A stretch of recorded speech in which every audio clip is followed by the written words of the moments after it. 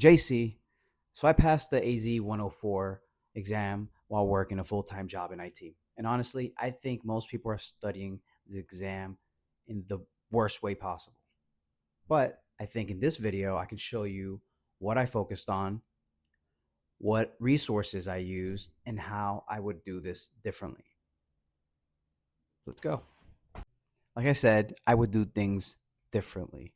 And I wanted to provide you guys with something that was of value. So I've been thinking of this for some time. I've been filming this video for a while. I've refilmed it twice already. And I think this is probably the best version of it. So I wanted to mention my biggest mistake, which is not studying in the correct way. I would study, every now and then, maybe a couple times a week, and there was no plan, there was no outline. I wasn't keeping track of anything. It was just all over the place. So, as a result, I failed twice, which, it's not great knowing that the exam itself is $165 every time you take it. So you don't want to take it more than once if you don't have to, right? Let's go over what really worked. This resource was Tutorial Dojo exams. So they have these really great practice exams.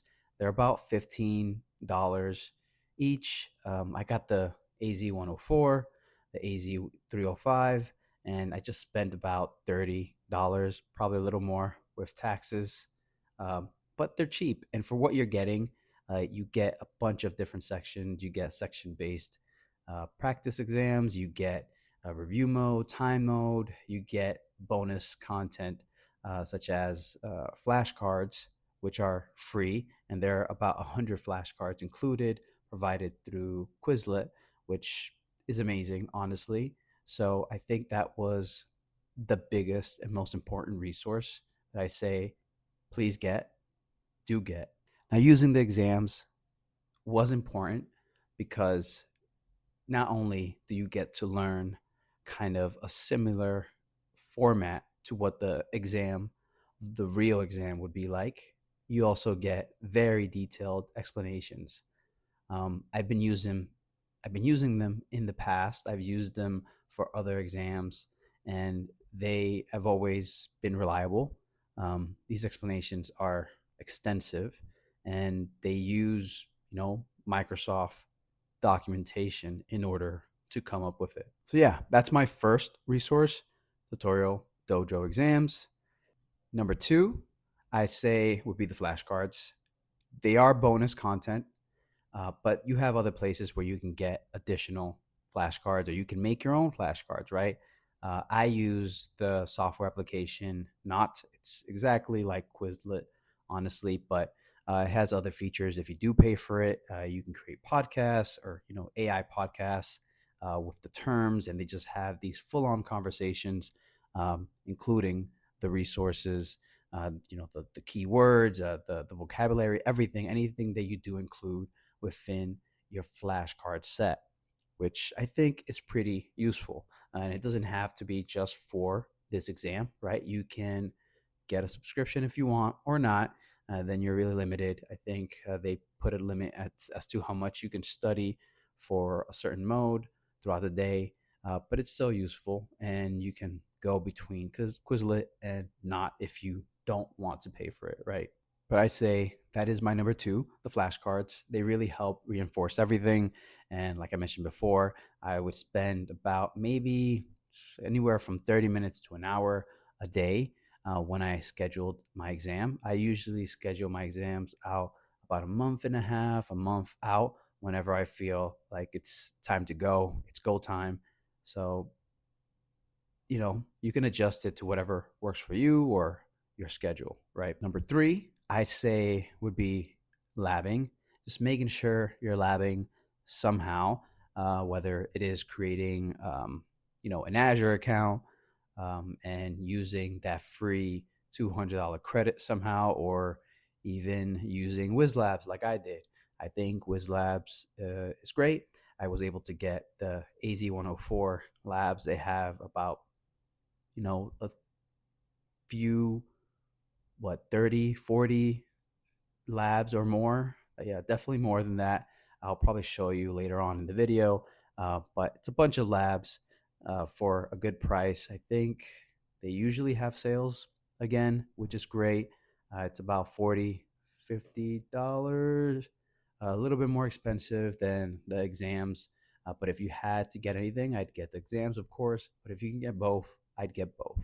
I use Whizlabs about 3 times a week. The labs are pretty long at most times. I think about 30 to an hour. Sometimes it could be a little longer, honestly, depending on what kind of lab you are practicing at the time. You can retry them, I think, in a limited amount of times, or it could be twice. But they are great labs, and you go through them and you kind of have to figure out how things work, and it puts a visual on things, right? You're reinforcing whatever you learned through the exams and the flashcards through the portal, and you're just going through that admin portal, just kind of learning and working with the different menus and kind of figuring your way around things and troubleshooting, which is pretty good. And they are guided.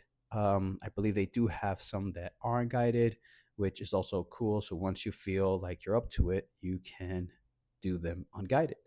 Number 4, I used John Savill's Cram AZ-104 video. The video is pretty long, but I would, break it into parts like you should. I wouldn't sit in one sitting and just watch the whole video. I would try to take notes and just take down as much as you can in a day. Honestly, for me, I watched the video probably over 4 times, honestly, in that time period where I was really focused and looking to get into that mode of studying and passing that exam. And now that I gave you the 4 resources that I used for this exam, I want to go over my study plan, how I did it, and maybe how you can do it too. I think it's a great way to study, but everyone is a little different, right? So, you may want to adjust whatever it is I did into what works for you. So, for my study plan, first I pick a date. So, like I said, I usually do about a month to a month and a half out when I know that I'm taking that exam for real, when everything's serious, when I let everyone know that it's study time for me. So there's no going out, no, doing anything that will take me out of that focus mode. I would kind of outline how I would study each day, just to make it make sense, right, to me, and kind of put it into this sort of outline, pretty much. Let's say I would try to get these flashcards going for about 30 minutes minimum a day, just to make sure that I'm going over them. I remember the terms and I don't forget any of that information. I would go over, at least starting out, in that beginning period where I'm focusing on the exam, I would do the section based part of the practice exams. I think they're a great way to kind of break things down into the smallest bits of information as possible. And you kind of really get to nail down what section you're really great at, which ones you're weak at, and how you can better whatever section you need to better. So, in that beginning period, I would do all of that. I would add a lab here and there, maybe a short lab on a day where I was feeling up to it, but I would try to maintain at least 3 labs per week. And like I said, when I was feeling up to it, I would do a lab in a day, or I might do 2 or 3, depending on how much time I had in that day to do that. And to kind of get through all of this, to manage, not go crazy, just studying and just seeing Azure content all day for that time period, I would try using the Pomodoro method. So it would be, 25 minutes of studying, no distractions, no music, none of that. just studying that content or using that resource, taking a 5 minute break, getting back to it, you know, back to that 25 minutes, 5 minutes, and just do that for about an hour or two. And that kind of make it a lot easier to manage whatever I was going through or studying, right? And one last thing that I probably should have mentioned a little bit earlier on in this study method section, I'd say creating a Word document. I would use it for note taking. I can have it anywhere. I use Google, right? Those Google Sheets or Google Word document, and I can just open it anywhere, my computer, on my work computer, on my cell phone, and I could just study, review those notes whenever I wanted to. I would take notes from um, the practice exams, especially the section based, break that down and kind of review sections that I was weak in. I also had a section or part of that Word document to where I just took general notes on what I should go over, how much I studied for, you know, a certain section, and maybe what I should focus on. Now, I kind of want to go over what I would avoid. I would say, honestly, the Udemy content. There's a lot there. I'm sure there's good content that you can use, a good resource, right? But I wouldn't pay for it. I know they have good sales and sometimes they're cheap. It's just the videos are just extremely long a lot of the times, and I honestly don't recommend it. I don't think it's needed. You can probably get it later on if you want to fill in the gaps, but like I said, I used the John Savill Cram video, and I think it did a great job in filling in the gaps, just giving you all these details that you probably wouldn't get anywhere else. And just to kind of wrap it up for the second time, I guess, I think this was an informative video, hopefully. Tutorial Dojo right there in the back, right? you know, um, I'll make sure to include timestamps for everything, broke it down to sections for you guys. If you have any questions, just feel free to comment that down below. Um, if you had a different method or other resources that you think are just as good or even better, just feel free to include that too in the comment section. You know, share this video, comment, anything, like, and subscribe.